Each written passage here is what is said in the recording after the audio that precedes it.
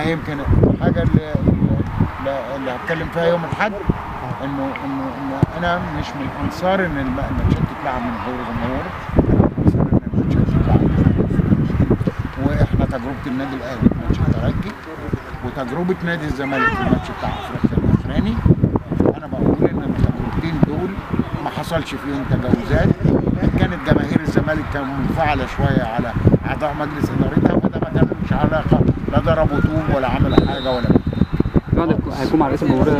رئيس الجمهوريه لا انا لو حصل الميعاد هقابل 2 من المساعدين.